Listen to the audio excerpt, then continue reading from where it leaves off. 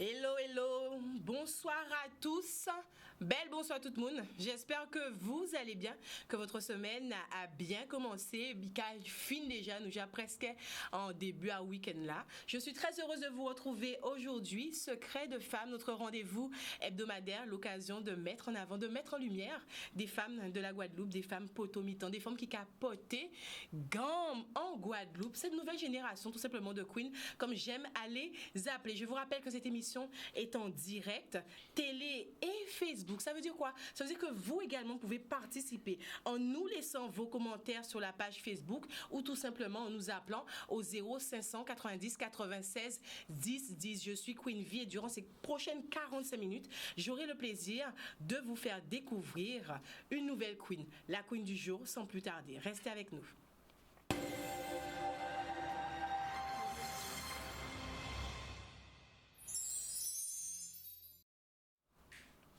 Je reçois aujourd'hui, pour mon plus grand plaisir, on m'en connaît, on m'en voilà, découvert, ça fait déjà un moment, et qui a évolué au fur et à mesure. Elle fait partie de cette nouvelle génération de femmes qui entreprennent, qui font des choses extraordinaires, malgré un parcours qui n'est pas toujours évident, qui n'est pas toujours facile.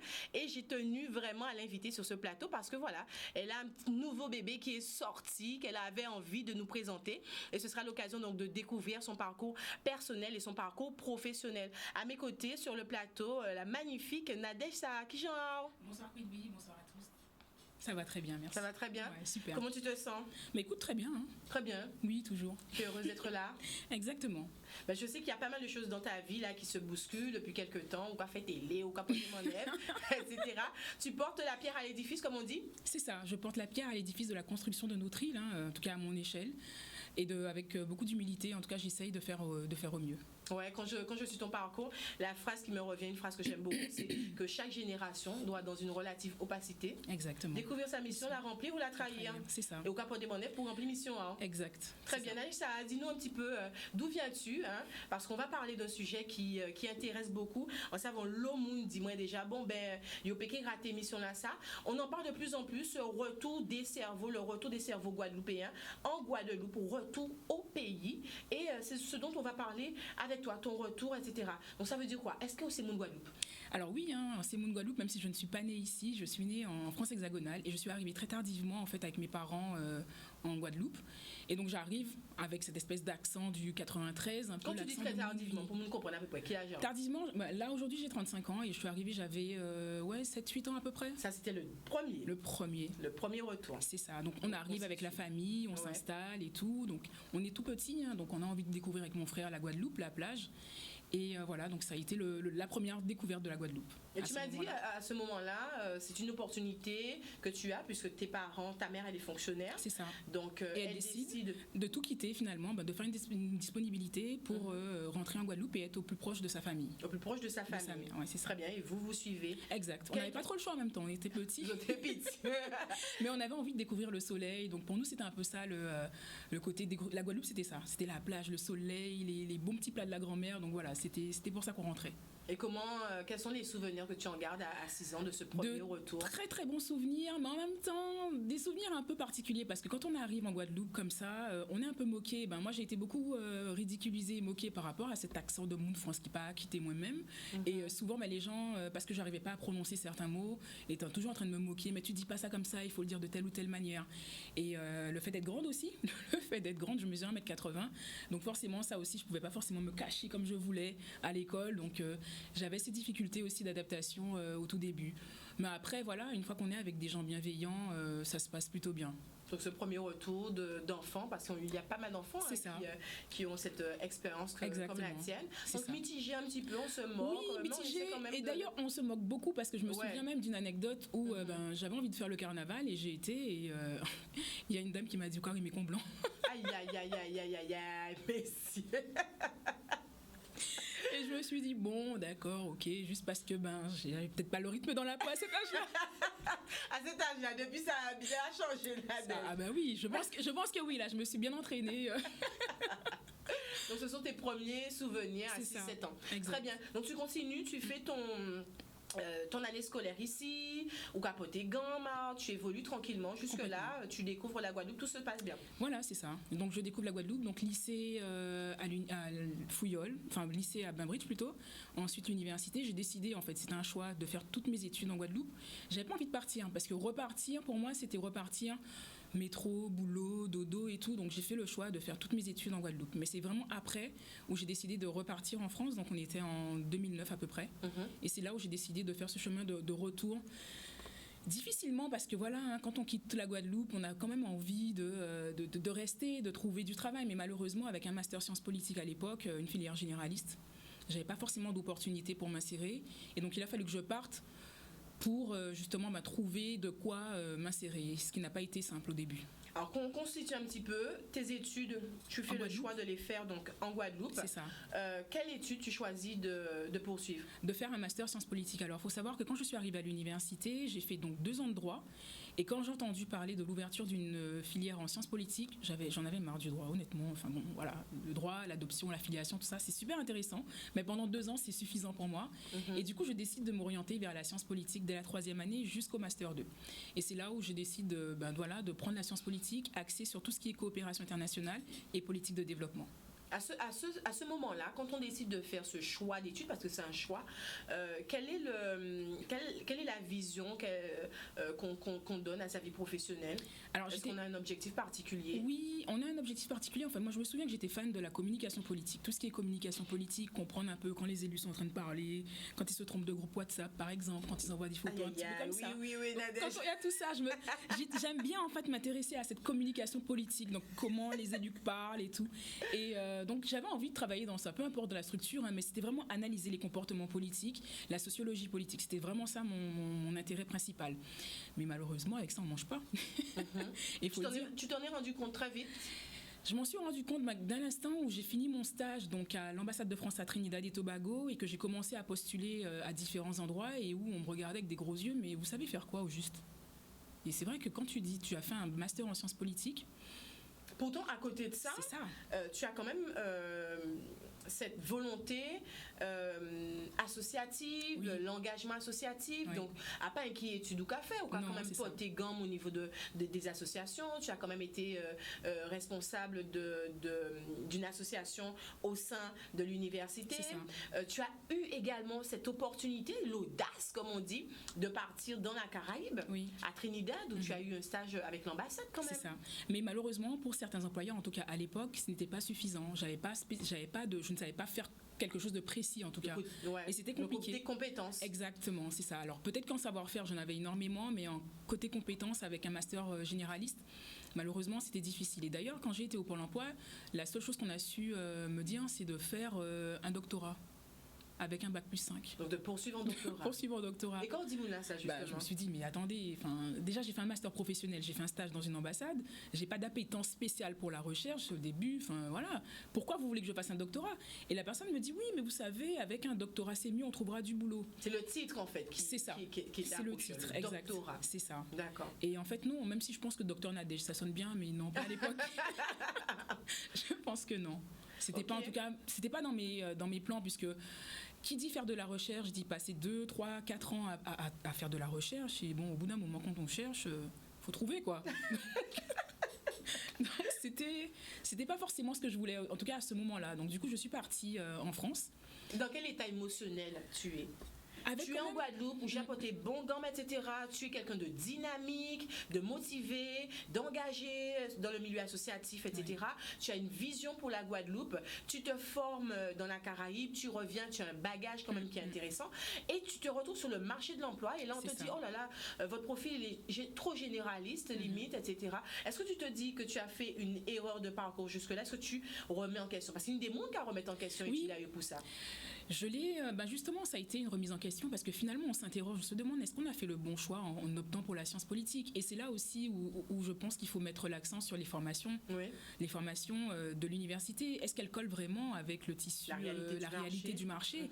Et c'est vrai que souvent, on me disait, mais si tu as fait de la science politique, c'est pour être élu, pour aller faire de la politique et tout. Et en fait, pour moi, non, pas du tout. Enfin, je me vois absolument pas être élu ou quoi que ce soit. Et puis bon, si nos élus faisaient de la science politique, je pense que ça se saurait aussi.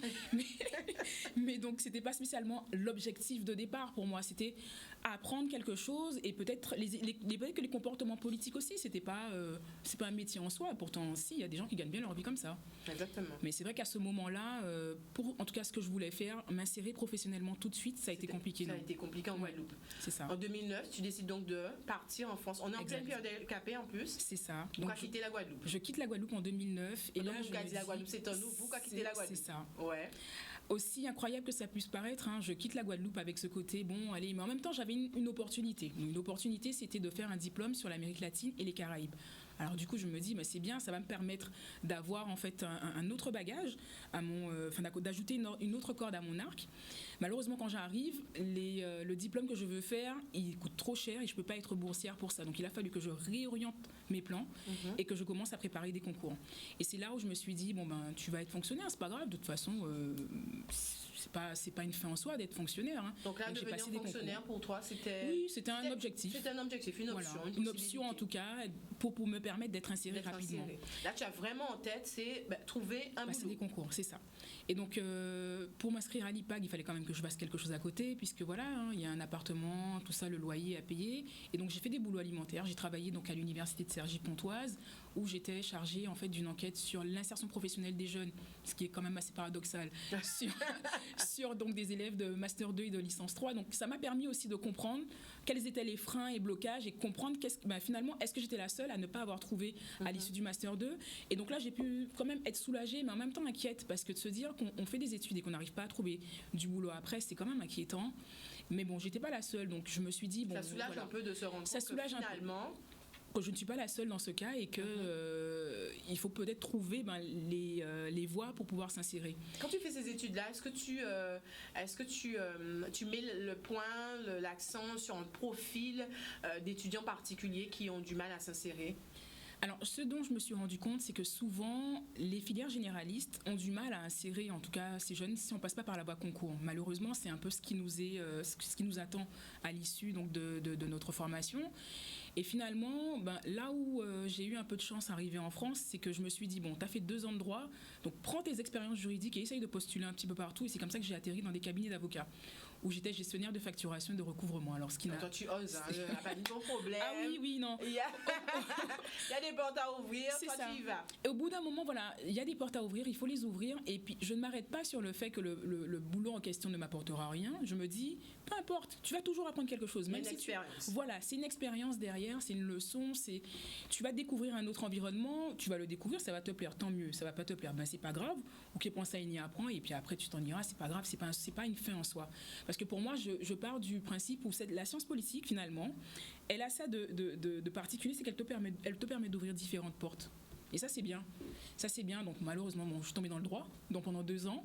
Et j'ai fait gestionnaire de facturation dans des cabinets d'avocats en affaires internationales. Ce qui n'a strictement rien à voir, mais où vraiment j'ai appris à maîtriser d'autres logiciels, maîtriser d'autres choses, comprendre aussi, voir les avocats en plein milieu d'affaires avec des grosses sociétés. Et ça aussi, c'est enrichissant quand même. Gestionnaire de facturation et recouvrement. Et de recouvrement, oui, c'est ça. Lorsque les clients ne payent pas. Oui, bonjour, voilà. Il fallait le faire en anglais et en espagnol et en français. Donc, c'était plutôt intéressant comme expérience, vraiment. Ok, très bien. Et ensuite, qu'est-ce qui fait que finalement on se dit, voilà, on reste pas, on a une autre opportunité et on saisit l'opportunité. Il faut savoir que quand je suis partie, j'avais toujours cette volonté malgré tout de rentrer, peu importe comment, mais il fallait que je rentre en Guadeloupe. Et j'étais en CDI. Rentrer en Guadeloupe. C'est ça, rentrer en Guadeloupe, en tout cas économiser suffisamment pour rentrer. Et à l'époque, j'ai vu que la région Guadeloupe, en fait, se lançait dans un dispositif totalement innovant qui était de placer des gens dans des ambassades. Alors, comme j'avais déjà une première expérience, je me suis dit, tiens, on dirait que c'est quelque chose qui m'est offert sur un plateau. On profite pour nader. C'est ça. Et du coup, donc, je passe l'entretien, donc, ce qui était assez marrant parce que l'entretien a beaucoup porté sur Sainte-Lucie. Et puis finalement, on me dit, vous avez été accepté en République dominicaine. Et je me dis, mais République dominicaine et Sainte-Lucie, on parle déjà pas la même langue là-bas. Donc... J'y vais quand même, je me dis bon, c'est pas grave, la République dominicaine. Et puis bon, on connaît la République dominicaine à travers certains coins de Guadeloupe, mais on la connaît pas comme on voudrait la connaître. Mais ce que je me suis dit à ce moment-là, Ne t'informe pas plus que ça, à part savoir que la devise de là-bas, le peso vaut tant en euros, savoir que la capitale est là et que ton travail est là, ne t'intéresse à rien d'autre. Pourquoi tu fais ce choix?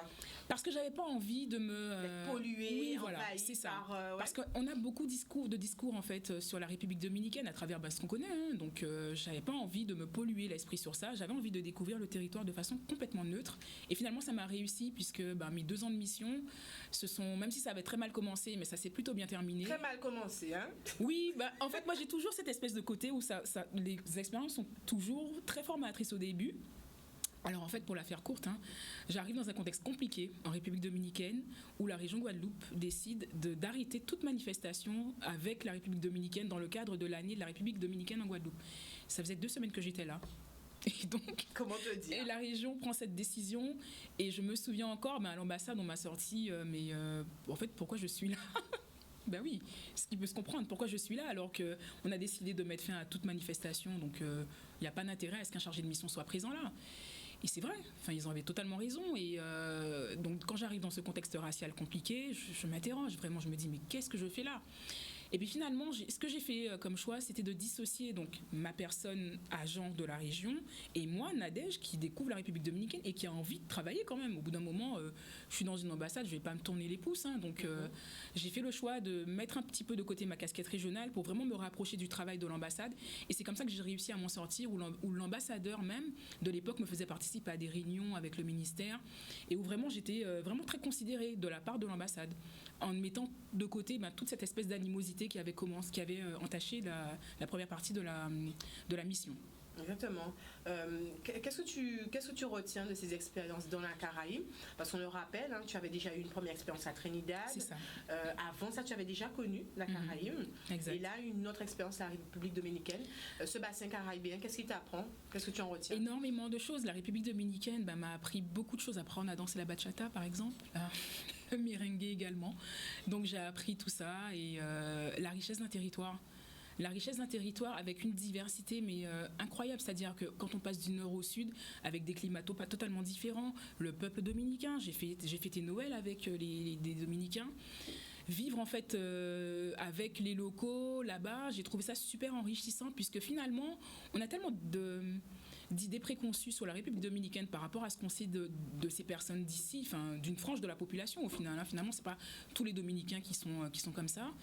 Et quand on arrive sur un territoire comme ça, quand on arrive sur d'autres territoires de la Caraïbe, vraiment, c'est une richesse. C'est une richesse et ça a vraiment permis, en tout cas moi ça me permet au quotidien d'ajuster mes pratiques, d'ajuster ce que je fais au quotidien, de toujours garder un œil, ah oui, la République dominicaine, ils font ça comme ça.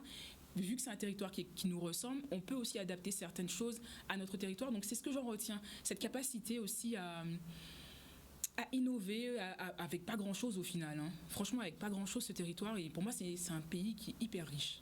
Très bien. Entre-temps aussi, durant cette expérience, je sais que tu as eu une belle expérience au sein d'un collectif, oui, qui a vu le jour aussi à peu près à la même période, le collectif Jeunesse Guadeloupe, c'est avec ça. Le Bika Jeunesse, comme on l'a dit dès le départ. Tu es une femme très engagée qui a à cœur aussi de monter des projets toujours pour la Guadeloupe, associatifs, culturels, etc. Qu'est-ce que tu retiens de cette expérience? J'ai rencontré donc le collectif Jeunesse Guadeloupe en 2013 au moment où je rentrais en Guadeloupe avant de prendre ma mission en République dominicaine. Et le collectif Jeunesse Guadeloupe, c'est un passage vraiment enrichissant dans mon parcours puisque j'ai été porte-parole donc, de la première manifestation qu'ils ont organisée, le Bika Jeunesse, sur le projet Guadeloupéen de société. Et l'idée, à travers cette association, c'était de faire entendre la voix de la jeunesse. Et on se rend compte que nos jeunes n'ont pas d'espace. Aujourd'hui, ce sont les réseaux sociaux qui prennent cet espace-là. Mais nos jeunes n'ont pas d'espace pour s'exprimer. Et le collectif, justement, quand on en a parlé, c'était vraiment ça, de faire entendre la voix de la jeunesse sur ce projet Guadeloupéen de société, sur les thématiques, en tout cas, qui leur sont proches. Et c'est un exercice qui a été tellement réussi, puisque plus de 400 jeunes se sont réunis en 2013 autour du projet Guadeloupéen de société. Et on a réussi à contribuer à ce projet, ce fameux projet, dont on ne sait malheureusement pas ce qui s'est passé par la suite. Mais on sait que, voilà, nos jeunes ont pu parler, dire ce qu'ils avaient sur le cœur. Et je pense que des espaces comme ça manque énormément en Guadeloupe. Et franchement, pour moi, l'avoir fait en 2013, ensuite l'expérience s'est réitérée en 2014 autour de l'or vert et sur les richesses qu'on peut tirer de notre biodiversité. En 2019, j'ai réitéré l'expérience sur l'insertion professionnelle et durable des jeunes, donc toujours avec cette volonté de faire entendre la voix des jeunes, parce que malheureusement, il n'y a pas d'espace pour eux. Et qu'est-ce qui manque? Parce qu'au final, on a ces jeunes qui ont les capacités, c'est ça, la volonté, les compétences. Complètement. Ah, qu'est-ce qui manque? Il manque la volonté peut-être politique d'ouvrir des espaces à ces jeunes et peut-être aussi aux différentes associations. Le KJG avait ça de particulier, c'est qu'il n'a pas de président. On avait fait le choix dès le départ de trouver un conseil d'administration qui gère en fait l'association, parce qu'on n'avait pas envie que par nos actions de lobbying pour la jeunesse, qu'on puisse dire ah mais c'est Missy un tel qu'a mené, c'est Missy madame machin nanana. Et au final c'est une action qu'on a complètement réussi, puisque le fait de ne pas avoir de leader, en tout cas positionné, pointé du doigt, ça nous permet de mettre en place un certain nombre d'actions et c'est ça. Mais je pense qu'il manque des acteurs associatifs de terrain avec cette volonté, parce que le bénévolat aussi en crise, on gagne pas, enfin pour certains on gagne pas grand chose à faire ce qu'on fait, et pourtant pour moi j'en tire une richesse qui n'est peut-être pas pécuniaire mais qui m'apporte beaucoup au quotidien. Même sur le plan également compétences. Exactement, c'est ça. Ben oui, le fait d'être porte-parole, monter des projets, monter des paroles, communication. Maintenant, tu es suffisamment calé dans le montage de projets associatifs. On le dit rigolant, mais ça c'est une compétence qui est complètement négligeable. Voilà, c'est ça. Et qui finalement, je l'ai pas appris avec mon parcours en sciences politiques. Hein. Je l'ai appris avec mon parcours associatif, monter des projets, monter des dossiers de subvention, être justement au service d'acteurs associatifs. Aujourd'hui, j'en fais mon métier. Aujourd'hui, c'est mon métier. Et je me dis, tiens, c'est fou, parce que toutes mes expériences m'ont mené vers ce but aujourd'hui. Ouais. Ou pas j'en lâcher, quoi. Non, ouais. Et je pense que voilà, il y a aussi beaucoup de détermination dans la façon de fonctionner. Et c'est ça qui me permet de ne pas abandonner également. En Guadeloupe, il faut avoir de la détermination. Ah ouais. Ah oui, non, mais plus que de la détermination, il faut savoir passer outre aussi les commentaires des autres, parce que je le dis souvent, mais on a un problème. Langue en nous mauvais, on aime bien se mépriser, on aime bien critiquer les uns les autres. Et c'est là où il est le plus gros problème de notre territoire. C'est qu'on ne sait pas s'apprécier, on ne sait pas dire aux gens qu'on les aime, on ne sait pas dire... Moi, il m'arrive des fois de dire à des gens, mais franchement, j'aime beaucoup ce que tu fais, je t'encourage et tout. Il m'a regardé, mais t'as bu ou qu'est-ce qui se passe, tu vois? Et je me dis, mais non, mais je te le dis parce que c'est ce que je ressens en fait. Aujourd'hui, franchement, je te vois à l'œuvre, je vois ce que tu fais. C'est super, enfin, je te le dis sincèrement, même à toi, hein, je te le dis, c'est ça. De voir les gens évoluer et de prendre justement, faire leur part, je trouve ça tellement important, parce qu'on ne se le dit pas. Et si nous-mêmes, on ne se le dit pas entre nous, qui est-ce qui fait en place en nous? Exactement. Très bien, j'aime beaucoup.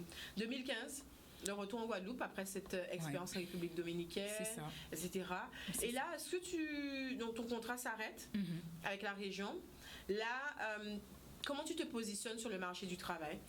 Alors j'arrive en Guadeloupe avec beaucoup... Pour moi, je me dis, c'est bon, j'ai fait une expérience en ambassade, je vais arriver en Guadeloupe. En plus, j'avais une opportunité en République dominicaine. Je me dis, mais attends, prends le luxe de refuser cette offre-là, tu vas trouver du travail en Guadeloupe. J'avais vraiment une opportunité. J'avais une opportunité. Quelle est-elle? Donc c'était en fait pour travailler à la délégation de l'Union européenne en République dominicaine, et je l'ai refusé parce que je me suis dit, je rentre en Guadeloupe, donc voilà, je vais trouver. En opportunité en République dominicaine. Et on n'est jamais prophète chez soi. Hein. Donc la République dominicaine oui, mon CV a été sélectionné, mon profil, voilà. Et tu as passé combien de temps en République dominicaine? 2 ans. 2 ans. 2 ans. 2 ans. Ton CV sélectionné en République dominicaine. Possibilité de travailler en République dominicaine. Que je refuse. Fais le choix délibéré, encore une fois, de rentrer au pays. C'est ça. De rentrer, parce que je me dis, mais attends, si ton profil a été accepté en République dominicaine, forcément la Guadeloupe, la Guadeloupe va forcément vouloir de toi. Et donc j'arrive en 2015, remplie de, même si je me dis, punaise, je vais plus danser la bachata le dimanche, c'est pas grave, j'irai plus à la plage, c'est pas grave. Voilà, je me dis, on y va, tu vas aller en Guadeloupe, forcément, tu vas avoir du boulot. Et en fait, pas du tout, c'est pas du tout ce qui s'est passé. Mais là, c'est carrément, là, et j'ai été surprise en écoutant ton témoignage, la précarité. Ouais. Comment on peut imaginer, avec un tel bagage professionnel, associatif de surcroît, des expériences dans la Caraïbe, hors Caraïbe et en Guadeloupe? Donc tu réunis quand même, voilà, tranquille. Et tu arrives. Et malheureusement, ben voilà, j'arrive en Guadeloupe en 2015. Donc au début, je commence à me dire, bon allez, je postule. Donc, Et tu postules dans quoi exactement? Je postule dans plein. Franchement, je pense que j'ai quand même atteint la centaine de CV envoyés entre 2015. Mais tu cibles quel domaine? Je cible donc plusieurs domaines. Tous les domaines où on me parle d'avoir des compétences pour au moins parler anglais, espagnol, garder en fait ce côté un peu linguistique que j'aime beaucoup. Ouais. Je me dis, je le garde. Même des postes de chargé de mission, des postes de chargé de mission en général. C'est souvent ce que j'ai visé. Et je dépose mon CV vraiment dans plein d'endroits. Donc des fois j'ai des réponses, des fois j'en ai pas, et des fois je passe des entretiens. Et quand je passe des entretiens en 2015, je me dis mais il se passe des trucs quand même qui ne vont pas du tout. Et bon, ça c'est une anecdote qu'on m'entend beaucoup raconter, mais j'ai été victime de discrimination à l'embauche. Des postes ouverts, tu me disais, des postes aux personnes ouverts qui viennent d'ailleurs. C'est ça. Donc en Guadeloupe. En Guadeloupe, on a des structures qui embauchent des gens, mais dont le profil doit venir d'ailleurs. Pourquoi? J'en ai aucune idée. D'accord. Et en tout cas, quand ça m'est arrivé, je me suis dit, mais pas rendez-vous compte quand même. Bidala, ça a fait ici c'est dur de se rendre compte que tu es chez toi et qu'on te dit, on a un problème avec votre profil parce que vous êtes guadeloupéenne. Et là, tu te dis, mais être guadeloupéenne, c'est un problème en Guadeloupe. Je l'ai pris, ce truc, mais je me suis... Qu'est-ce qu'il cherchait? Il voulait quoi, concrètement? Le poste était ouvert à une personne qui avait un bac plus 5. Bizarrement, j'ai un master 2. Une personne qui connaît la Caraïbe. Une personne qui parle anglais. Une personne qui parle espagnol. Voilà. Donc moi, quand je vois ça, je me dis à aucun moment que mon profil va poser problème. Mais pour eux, en fait, non. Alors, soit peut-être, non, pas ça, couleur, moi pas appelé yo, mais en tout cas, je venais pas d'ailleurs. Et on m'a même dit, mais vous habitez en République dominicaine, donc vous avez certainement gardé une adresse là-bas. Alors, naïvement, je dis oui, enfin bon, en plus avec mon propriétaire, s'il faut une adresse, il n'y a pas de souci, je suis restée en contact avec lui. On va essayer de voir avec la comptabilité si c'est possible de modifier ça et on vous fera venir d'ailleurs. Carrément. Et ça, c'est une anecdote parmi tant d'autres qui m'est arrivée. L'autre, c'est une promesse d'embauche non ratée où un employeur bien connu de la place m'a fait attendre pendant 11 mois pour être embauché quelque part, pour finalement me dire mais on va arrêter de vous faire perdre votre temps, finalement vous ne serez pas embauché. Et j'ai attendu pendant 11 mois. Donc dans ma précarité là, avec une promesse d'embauche, j'ai passé l'entretien, on m'a dit que j'avais été recrutée, il a fait moi monter et descendre de tous côtés. Donc moi rempli d'enthousiasme, je me dis ouais c'est bien, je vais travailler là et tout. C'est un poste de chargé de mission. 11 mois à attendre.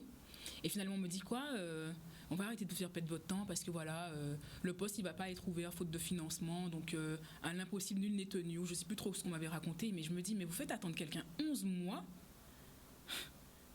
pour lui dire finalement arrêtez de perdre votre temps. Mais les 11 mois qui se sont écoulés là, c'était quoi? C'était vous croyez que j'étais en train de me la couler douce ou quoi? Et c'est ça où je me dis il y a ce côté en fait dans la politique de recrutement, dans la volonté de s'insérer au pays, en fait le retour est violent. Et c'est pour ça que finalement, quand je vois toutes ces expériences, quand je vois ce par quoi je suis passée, je me dis, mais je peux comprendre les jeunes qui n'ont pas envie de rentrer. Moi, parle de fuite des cerveaux. Mais oui, mais je peux parfaitement les comprendre. Qui s'installent ailleurs et qui ne reviennent pas bâtir le pays. Je peux parfaitement les comprendre parce que quand on arrive aussi dans des milieux, par exemple, milieux professionnels, où juste parce que vous ne voulez pas participer à la médiocrité ambiante, on vous insulte, on vous méprise, on vous dit des choses qu'on ne dirait jamais à quelqu'un d'autre. On me dit même qu'il y a eu une erreur de casting dans une des expériences professionnelles que j'ai eues en Guadeloupe. Erreur de casting. Et qu'à la limite, ils auraient même pu embaucher quelqu'un qui n'avait peut-être même pas ma couleur. Et ça, c'est des mouns comme moi, même qu'a dit moi ça. Qu'est-ce que tu ressens quand... Franchement, beaucoup d'amertume, mais je me dis, si nos grands-parents se sont battus pour justement réussir à nous offrir le territoire dans lequel on est, malgré ses travers, nous aussi, on doit peut-être passer par là, mais c'est pas normal de passer par là. C'est pas normal parce qu'on aime beaucoup notre Guadeloupe, nous toujours là, la Guadeloupe c'est en nous, comme ça, mais en même temps, c'est en nous d'accord, mais qu'est-ce qu'on fait justement ? Qu'est-ce qu'on fait pour aider nos jeunes à se sentir bien dans leur territoire ? Moi, je vois aujourd'hui, j'ai 2 Masters 2. Quand j'ai eu à chercher un boulot après l'obtention de ces 2 Masters, j'ai eu tout le mal du monde. Je me souviens avoir postulé à une structure ici. J'ai jamais eu de réponse. Toutes les gens m'ont dit, mais qu'est-ce qui s'est passé et tout ? Mais... des fois, je me dis, mais c'est pas normal. Et puis, je suis tombée par hasard sur une personne qui m'a fait comprendre que finalement, en fait, ils ont mis juste quelqu'un qui connaissait à la tête de cette structure-là. Et c'est souvent comme ça, le filon et tout le reste. On n'a peut-être pas forcément envie que nos jeunes, justement... et c'est là où on est face à une grosse difficulté on a envie d'apporter notre pierre à l'édifice de la Guadeloupe. Peut-être que le pays n'est pas prêt, je ne sais pas s'il n'est pas prêt ou pas, mais il y a cette volonté aussi de nous casser, de ne pas nous donner cette envie en fait d'apporter notre pierre à l'édifice.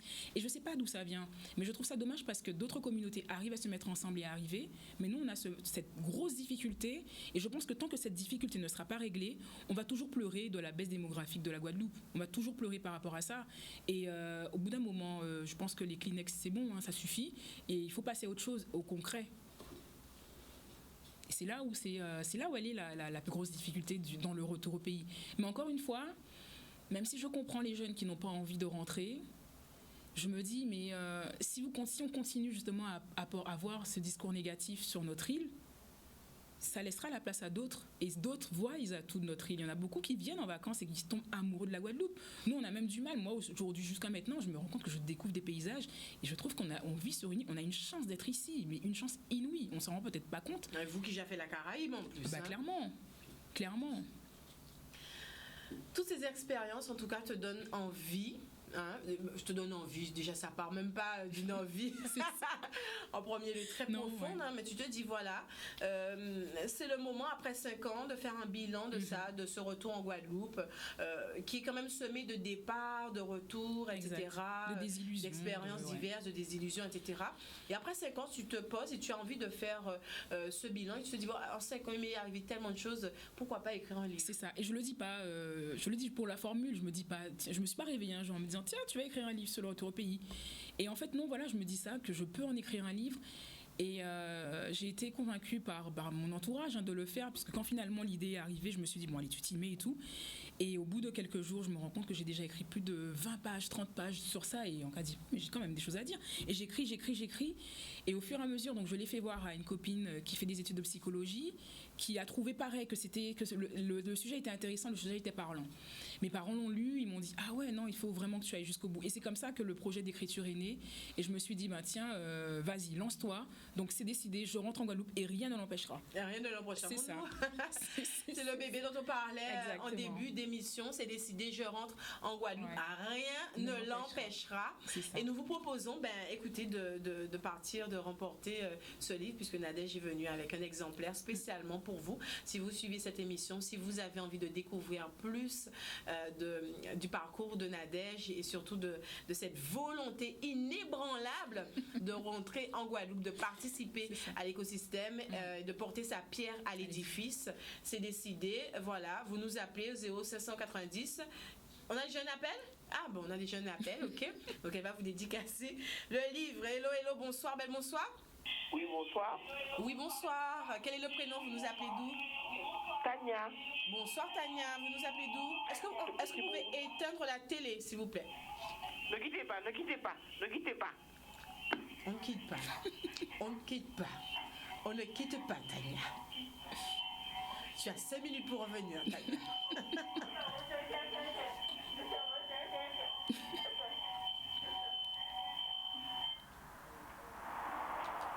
Oui. Oui, Tania.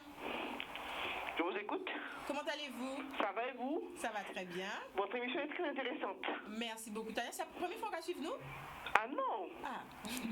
On a plus d'autres. Ah, quand même, Tania. Mais ça fait un plaisir. Alors, Tania, ce livre, c'est un livre qui t'intéresse, qui te parle? Oui, ça me parle, oui, j'ai envie de le lire. Enfin, s'il n'y a pas gagnant qui a acheté, de toute façon. Mais nous, qu'est-ce qu'on fait pour de toute façon? Est-ce que c'est un sujet qui a parlé ou qui a intéressé au retour au pays? Eh bien, en plus longtemps, là, en France, Villeneuve, peut-être en 2002. En 2002 Ça marche, ça. On entend encore la télé derrière. Ça a fait écho.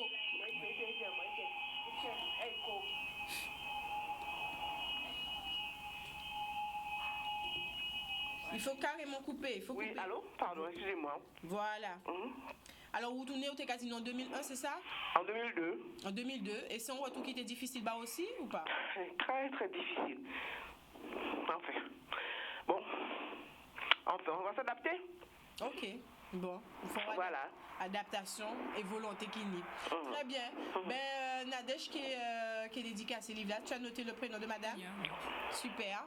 Et puis, nous quel est ce livre-là, Canal 10, et puis tu récupères ton livre quand tu veux. Mais d'accord, pas de problème. Eh ben, merci en pile pour cet appel là. Pas de problème. Bonne émission. Merci beaucoup. Allez, au revoir. À bientôt, Tania.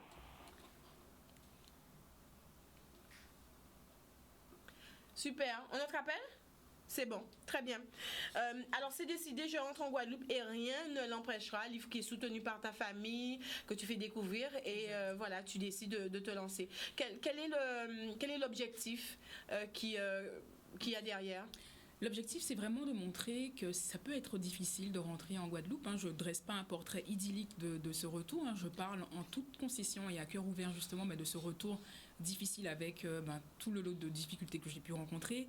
Mais d'un autre côté, je relativise en disant on peut justement réussir à s'insérer, et c'est aussi pour inciter ces personnes qui se posent encore la question: je suis en France, je suis au Canada, je suis à tel ou tel endroit, j'ai peur de rentrer ou j'ai des difficultés ou je ne sais pas quoi. Les inciter justement à faire ce retour, leur dire que ça va peut-être pas être simple au début, mais ne vous inquiétez pas. Ne vous inquiétez pas, de la même manière que quand vous êtes parti, vous avez peut-être eu des difficultés d'adaptation, de la même manière que là, vous rentrez chez vous en fait, donc il n'y a pas de difficulté d'adaptation à avoir. Après, j'entends beaucoup qui disent oui, la mentalité, le ci, le ça. Oui, d'accord, c'est vrai. Jusqu'aujourd'hui, moi je le vois, des fois j'ai toujours une petite valise de prête. J'ai envie de me dire que voilà, j'ai envie de partir, malheureusement ni Covid, donc je peux aller nulle part. Je peux juste aller de ma chambre à mon salon, mais c'est pas grave. Je me dis quand même qu'on a peut-être une mentalité qui est escalée, parce qu'on l'entend beaucoup, mais c'est à nous aussi d'apporter notre pierre à l'édifice et d'être le changement aussi qu'on a envie. C'est-à-dire que je ne vais pas passer mon temps à critiquer les gens si moi-même je ne change pas qui je suis.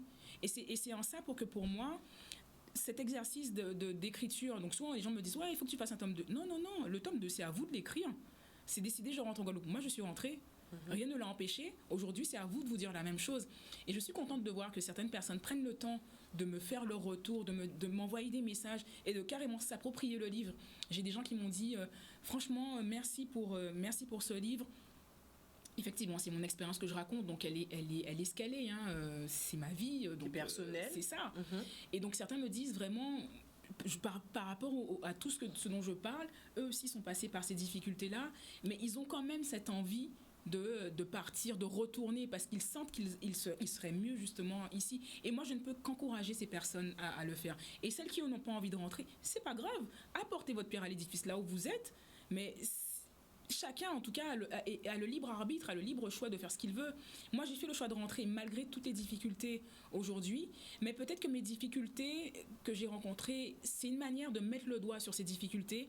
Et un jour, quand les personnes là, qui m'ont traité de ci ou de ça, toutes les personnes là, qui font la discrimination à l'embauche, elles vont se dire « Ah, maintenant, ça se sait ». Et peut-être que ça va ouvrir la porte à d'autres et se dire « Il faut qu'on arrête avec ça. On a des talents en Guadeloupe, on a des talents guadeloupéens, on a des talents sur le territoire, et il faut leur permettre justement de s'affirmer, de montrer qu'ils sont là, qu'ils sont présents. » Très bien. On me dit que nous avons un appel. Oui, allô, bonsoir. Oups, la personne a raccroché, c'est ça? Désolé, n'hésitez surtout pas à nous rappeler 0790 96 10 10. C'est un livre que tu as fait en auto-édition. Pourquoi ce choix? Alors, quand j'ai débuté le projet d'écriture au mois de juin 2020, la seule chose que je savais, c'est que si j'allais jusqu'à la publication du livre, il fallait que ce soit en janvier 2021 parce que c'est mon mois anniversaire. Et j'avais pas envie d'obstacles ni de quelqu'un pour me dire que par exemple, si je passe par un éditeur, je ne sais absolument pas de combien de temps ça prend, mais je me suis pas intéressée à ça. J'avais envie de me dire, tu vas jusqu'au bout de ce projet en janvier, et il faut que ce soit le 21 janvier, donc le jour de mon anniversaire. À la limite, si jamais je déborde, c'est qu'il n'y a pas bon même. Et finalement, tout s'est fait et le livre a été mis en vente le 21 janvier 2021. C'est la volonté encore de Nadège. C'est ça. Oui, allô, bonsoir. On a un appel. Oui. Oui, belle bonsoir. Bonsoir. Quel est le prénom? Vous nous appelez d'où? Je m'appelle Tony, j'appelle de Paris. Alors, il faut éteindre la télé ou le Facebook ou peu importe parce que ça fait écho et on vous entend pas très bien. Oui, Joseph. Joseph, c'est ça? Oui, non, Tony. Tony? Tony? Oui. Très bien. Alors, Tony, on vous écoute. Oui, je vous appelle pour que c'est par rapport au vécu de madame. Son récit est est très, très, très, très triste. Très, très triste. Et puis, ça m'a donné les larmes aux yeux. Donc, je la trouve très courageuse et tout. Mais en fin de compte, ça donne pas envie de rentrer au pays quand même. Aïe. Donc, c'est vraiment triste pour la jeunesse et tout. En plus, tout ce qui se passe au bled, donc, c'est vraiment désolant. Mais bon, c'est vraiment triste pour elle. Triste ce soir-là. J'ai presque envie de pleurer pour tout ce qu'elle a vécu. Mais ça donne pas envie de retourner au bled. Mais carrément. Mais au-delà de triste, moi, on est d'accord quand même, il péripéties. J'ai quand même pas l'air déprimé. Non, mais c'est pas ça. Mais donc, on voit quand même, on voit tellement sa souffrance. Elle a beaucoup souffert et tout. Et même lorsqu'elle raconte son vécu, on voit très bien qu'elle est triste, qu'elle a même envie de pleurer. Ça se voit dans sa voix et tout. Mais ça donne pas envie de rentrer au bled. Franchement, non. Bon, mais moi, j'ai quitté la Guadeloupe, lorsque j'ai quitté la Guadeloupe, j'avais 17 ans. J'étais encore jeune et tout. Et puis, j'ai vraiment hésité à retourner et tout. Mais franchement, ça donne pas envie. Bon. Franchement. Bon, en tout cas, merci de votre témoignage. On espère. Merci beaucoup de votre témoignage. Alors, on a des gens pas savent si c'est un effet dynamique là. Non, pas de problème. Oui, non, mais non. en tout cas, quand même. Après c'est normal. Je pense que bon, alors pour peut-être l'impression d'avoir. Non, pas de problème, pas de problème. Hein. Et en cas de Alors, nous battons vous très bien.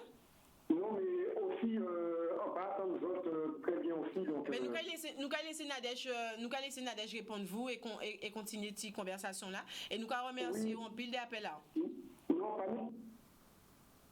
Ça coupe. Oui, ça coupe. Ouais.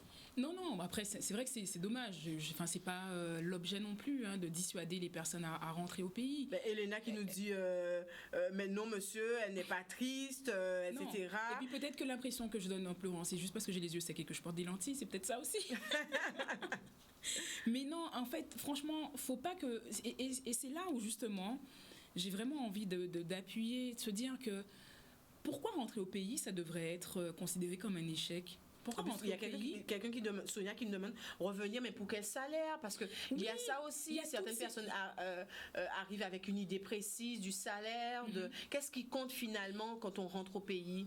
En fait, c'est ça. C'est-à-dire que moi, je vois, j'avais des avantages quand je travaillais à Paris qui n'avaient rien à voir avec ce que j'ai aujourd'hui. Enfin, des avantages en n'étant pas cadre que j'ai aujourd'hui. Que je n'ai pas aujourd'hui justement. Mais là où peut-être pour une expérience professionnelle, le salaire peut être déterminant, certes, parce qu'il faut bien boire et bien manger, mais aujourd'hui, moi, ce que je vois dans une expérience professionnelle, c'est le bien-être et ce que je peux apporter à la structure. Et c'est vrai qu'à un moment, c'est sûr que c'est déterminant, ce côté, il faut gagner. J'ai 2 masters. Aujourd'hui, j'ai 2 masters 2 bac plus 5. Je sais très bien que je peux prétendre à un certain niveau de rémunération, mais ce n'est pas aujourd'hui le sens que j'ai envie de donner à ma vie. Parce que quand tu as beaucoup d'argent, c'est très bien. Les impôts, tout le reste, c'est très très bien peut-être. Mais au bout d'un moment, moi j'ai envie que ma vie ait un sens. J'ai envie que ce que je fais, ça apporte du sens. Et c'est pour moi ce qui est déterminant dans mon expérience professionnelle, c'est d'apporter ma contribution à la structure dans laquelle je suis, lui donner les moyens d'apporter mon savoir, mes connaissances. Et c'est ça qui est intéressant. Le salaire, ok, il est ce qu'il est, mais je ne vais pas m'en plaindre. Après, effectivement, c'est injuste, le salaire, il est injuste. Et je peux comprendre que ça peut être un obstacle pour certains, parce qu'on a un certain niveau de vie qu'on quitte pour venir à ça, c'est sûr que c'est décourageant. Mais il faut passer au-delà. C'est-à-dire que quand beaucoup, peut-être, auront fait le choix de rentrer, parce que certains font le choix de rentrer sans avoir d'attache sur le territoire, et restent au RSA, ça n'a pas dérangé UO, hein. Donc, je n'ai pas envie de te dire de rentrer et rester dans la précarité. Mais ce que j'ai envie de dire, c'est qu'il ne faut pas se mettre ce genre d'obstacle. C'est déterminant, certes, mais d'un instant où la vague de personnes qui auront envie de rentrer aura fait le nécessaire pour rentrer, peut-être que justement on réussira à arriver à un juste équilibre des choses. De plus en plus de personnes pensent aussi à rentrer au pays pour entreprendre, parce que c'est une voie aussi dont on parle de plus en plus. Est-ce que toi aussi tu as eu cette envie, tu t'es dit bon voilà, Bitena mêlé du côté du secteur voilà, de l'emploi en Guadeloupe, est-ce que moi je ne pourrais pas monter ma structure avec tout le bagage que j'ai? Est-ce que tu t'es posé cette question?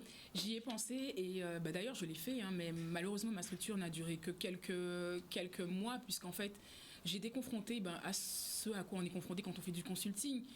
On fait du consulting sur des projets, donc du montage de projets. Les gens ont l'impression parfois qu'on est des magiciens. Et donc ils nous consultent et tout, et ils ne veulent pas forcément nous payer à la hauteur du temps passé qu'on a fait sur leur projet. Et quand je vois que 1, 2, 3 clients n'ont pas envie de me payer, soit à la hauteur de ce que j'ai fait comme production, ou soit n'ont pas envie de me payer tout court, au bout d'un moment, moi j'ai pas forcément de temps à perdre, j'ai dit on va finir avec ça et puis voilà. Ou déjà connaître la précarité qu'on a fait en 2015, même si nous vivons en Guadeloupe, mais voilà, on peut pas vivre d'amour et d'eau fraîche tout le temps. On me demande où est-ce qu'on peut trouver, on arrive à la fin de l'émission malheureusement, parole Camélie Parole, on me demande où peut-on trouver ton livre, où peut-on trouver son livre? Alors le livre est disponible donc sur Amazon, et il est également disponible donc en Guadeloupe à la librairie générale, donc dans les 3 points de vente de la librairie générale. Et là aussi ça a été un choix pour moi de le mettre à cette librairie. C'est ce que tu me disais. Parce que voilà, ce sont des jeunes aussi qui sont de retour au pays et qui apportent leur pierre à l'édifice justement. Et donc librairie générale, donc Bastère, Bémao, Le Moule. Et pour les personnes qui sont en Martinique, sur la page Facebook C'est décidé, je rentre en Guadeloupe et rien ne l'empêchera, j'ai mis en place un système où je vais moi-même à la poste et je vous poste le livre avec une dédicace si vous le souhaitez sans aucun problème. Sympa ça. Oui. Oh, super. Donc si vous avez envie de découvrir l'histoire de Nadège, son parcours et puis ce livre Retour au pays, montrez encore, rien ne l'empêchera. Rien ne l'empêchera. Nadège Sarah qui était avec nous aujourd'hui sur le plateau, nous faire découvrir son parcours personnel, parcours professionnel. En fait, disons que Nadège pas monde triste, hein? Même si j'arrive on lobby qui est difficile en vie, son femme qui capote et gamme, son femme potomitan, voilà, elle a toujours le sourire, même lorsqu'elle raconte des péripéties de sa vie. J'ai vraiment con en les racontant ça, et il nie le sourire.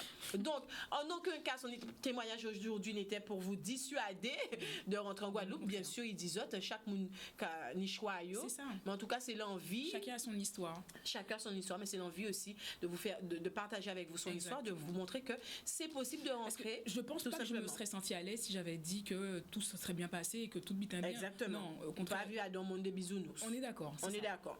Très bien. Mais merci beaucoup pour l'invitation. Merci beaucoup Nadège. Ton Instagram et l'Instagram, je sais donc que c'est décidé CD6. C'est ça parce qu'on dit ça moi quand on dépasse ça qu'il n'y a pas comme ça écrit. Donc faut faire attention à ça. Voilà, sur Instagram donc on peut trouver donc @CD6 donc le chiffre C 6 comme Carole, D comme dimanche et le chiffre 6 CD6 D encore la lettre D. Voilà. Et Guada. CD6D dimanche encore, Guada, exact. Sur Instagram. Exactement. Et pareil sur Facebook. Et sur Facebook. On tape exactement la même chose et on va tomber sur les 2 pages. Ok, dédicace ce livre là-bas.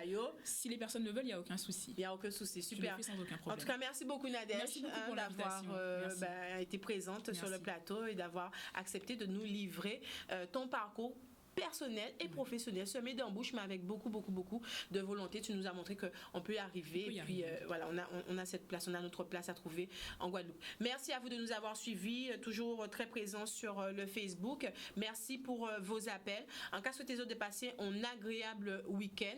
On se retrouve la semaine prochaine avec nos 2 rendez-vous hebdomadaires, le mardi, le clin d'œil événement à partir de 16h direct télé et direct Facebook, et le vendredi pour découvrir un autre parcours de femme, un parcours atypique.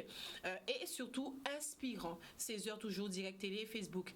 Zoja Connect, l'amour au pillage.